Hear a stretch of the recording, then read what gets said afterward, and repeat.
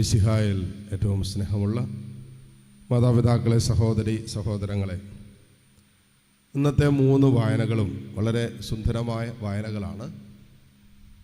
കർത്താവിൽ പൂർണ്ണമായും ആശ്രയിക്കാൻ തക്ക വിധത്തിൽ വായനകൾ നമുക്ക് പ്രേരണ തരികയാണ്. അതിശക്തമായ പ്രേരണ തരുന്ന വായനകളാണ്. മലയിലെ പ്രസംഗം ഒറ്റ വാക്യം പറഞ്ഞാൽ, ദൈവത്തിൽ പൂർണ്ണമായും ഒരാത്മാവ് ആശ്രയിക്കുമ്പോൾ ജീവിതത്തിൻ്റെ എല്ലാ അനുഭവങ്ങളിലും എല്ലാ വേളകളിലും, അത് സന്തോഷത്തിൻ്റെ, സങ്കടത്തിൻ്റെ, ദുരിതത്തിൻ്റെ, തകർച്ചകളുടെ, പീഡനങ്ങളുടെ, ദാരിദ്ര്യത്തിൻ്റെ ഏതെല്ലാം അനുഭവങ്ങളിൽ ഒരു ആത്മാവ് ദൈവത്തിൽ ആശ്രയിക്കുന്നുവോ, ദൈവത്തിൻ്റെ സഹായം തേടുന്നുവോ, അതിനനുസരിച്ച് ദൈവിക സഹായം നിരന്തരം ആത്മാവിന് ലഭിക്കും എന്നതിൻ്റെ അടയാളം കൂടിയാണ്. ഇന്നത്തെ ആദ്യ വായന ശ്രദ്ധിച്ച് നമുക്ക് കാണാൻ പറ്റും. ഏലിയ പ്രവാചകൻ, കർത്താവ് പ്രവാചകനോട് പറഞ്ഞതനുസരിച്ച് രാജാവിനോട് ചെന്ന് പറഞ്ഞു, ഇനി ഞാൻ പറഞ്ഞാലല്ലാതെ ഇവിടെ മഴയോ മഞ്ഞോ ഒന്നും പെയ്യുകയില്ല. ഇത് പറഞ്ഞ് രാജാവിനോടാണ് പറഞ്ഞു നിൽക്കുന്നത്. അതുകൊണ്ട് അവിടെ പിന്നെ നിൽക്കാൻ പറ്റില്ല. അതുകൊണ്ട് കർത്താവ് പറഞ്ഞു, നീ ഒരു കാര്യം ചെയ്യും, ജോർദാന് പക്കിലുള്ള സൈഡിലുള്ള കീറേത്ത് അരുവിക്ക് സമീപത്ത് പോയി താമസിച്ചോളാൻ പറഞ്ഞു, ഒളിച്ച് താമസിക്കാൻ പറഞ്ഞു. അപ്പോൾ കർത്താവ് ഒരു കാര്യം ആവശ്യപ്പെട്ടു.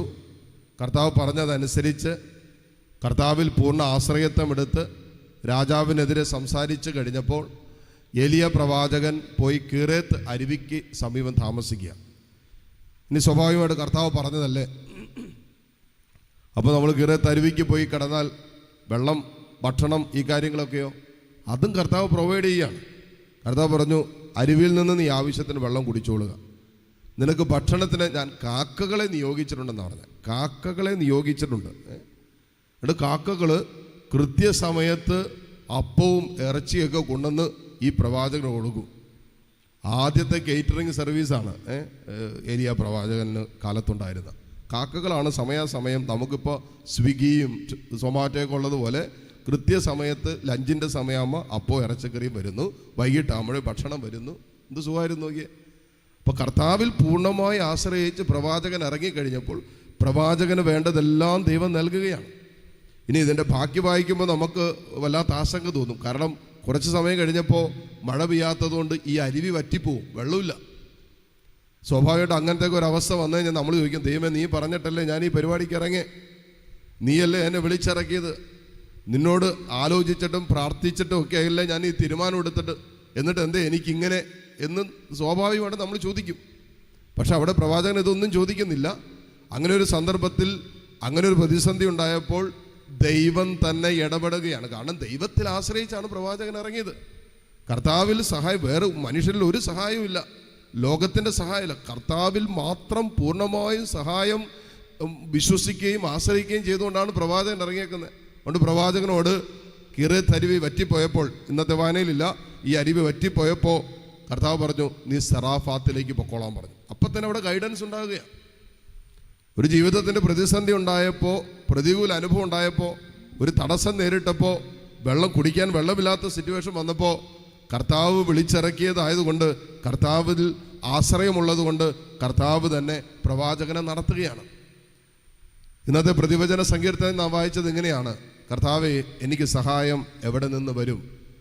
സങ്കീർത്തകൻ പറയാണ്, എനിക്ക് സഹായം കർത്താവിൽ നിന്ന് വരുന്നു, ആകാശവും ഭൂമിയും സൃഷ്ടിച്ച കർത്താവിൽ നിന്ന്. കേട്ടോ, അപ്പോൾ ഈ സങ്കീർത്തകൻ വിളിച്ചു പറയുന്നതാണ്, എനിക്ക് സഹായം വേറെ ആരിൽ നിന്നും എനിക്ക് സഹായം കിട്ടാനില്ല. കർത്താവേ നീ മാത്രമാണ് എൻ്റെ ആശ്രയം, നിന്നിൽ മാത്രമാണ് എൻ്റെ സഹായം എന്ന് സങ്കീർത്തകൻ ഉറക്കെ പറയുന്ന സങ്കീർത്തനമാണ് ഇന്നത്തെ പ്രതിവചന സങ്കീർത്തനമായിട്ട് വായിച്ചത്. അപ്പോൾ ഒരു ആത്മാവിൻ്റെ സമർപ്പണം, വിശ്വാസം, ധൈര്യം, ഇതെല്ലാം ദൈവത്തിൽ സമർപ്പിക്കുന്നിടത്ത് ആ ദൈവ പൈതൽ അനുഭവിക്കുന്ന ദൈവിക സംരക്ഷണവും ദൈവിക സഹായമുണ്ട്. പലപ്പോഴും നമ്മൾ ഈ ഒരു എടുത്തുചാട്ടത്തിന് തയ്യാറാകാത്തത് കൊണ്ടാണ് ഈ ദൈവിക സഹായം നമുക്ക് അനുഭവിക്കാൻ പറ്റാത്തത്. നമ്മൾ വിശ്വാസത്തിൽ കർത്താവിൽ ജീവിതം സമർപ്പിച്ച്, എൻ്റെ ദൈവം എന്നെ നോക്കിക്കൊള്ളും, എൻ്റെ ദൈവം എന്നെ പരിപാലിക്കും, ആ ദൈവ പരിപാലന കീഴിൽ എല്ലാം ദൈവം എനിക്ക് തരും. ചിലപ്പോൾ സഹനങ്ങളുണ്ടാകും, വേദനകളുണ്ടാകും, പക്ഷേ ഈ അനുഭവങ്ങളിലൊക്കെ ദൈവം എന്നെ കാത്തുകൊള്ളും.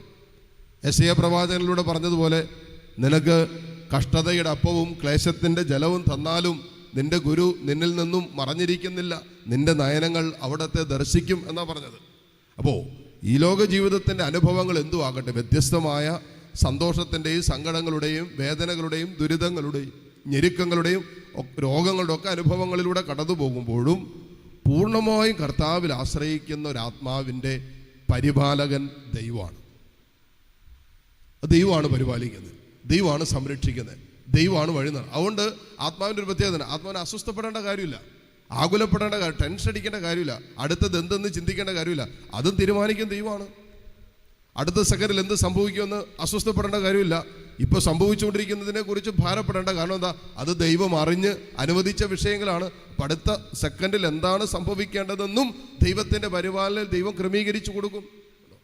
അങ്ങനെ വിശ്വസിക്കുന്ന ഒരാത്മാവിൻ്റെ അവസ്ഥയാണ് ഈ മലയിലെ പ്രസംഗത്തിൽ ഉടനീളം കർത്താവ് പറയുന്നത്. ഈ വാക്യങ്ങൾ മാത്രമല്ല, ഇനി അങ്ങോട്ട് പോകുന്നതൊക്കെ മലയിലെ പ്രസംഗങ്ങളാണ്. അടുത്ത വരുന്ന അധ്യായങ്ങളൊക്കെ മലയിൽ നിന്നുകൊണ്ട് ഈശോ പ്രസംഗിച്ചതാണ്.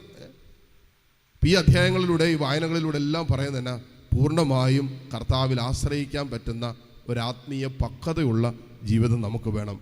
അതാണ് കർത്താവിൻ്റെ പരിപാലനയിൽ ആശ്രയിച്ചു കൊണ്ടുള്ള ഒരു ജീവിതം. ഈ ജീവിതത്തിനായി പരിശുദ്ധാത്മാവ് നമ്മെ ക്ഷണിക്കുമ്പോൾ, യെസ്, ഇതാ കർത്താവിൻ്റെ ദാസി എന്ന് അമ്മ പറഞ്ഞതുപോലെ പറയാനുള്ള കൃപയ്ക്കായി ഈ ബലിയിലൂടെ നമുക്ക് പ്രാർത്ഥിക്കുകയും ചെയ്യാം. ആമേൻ.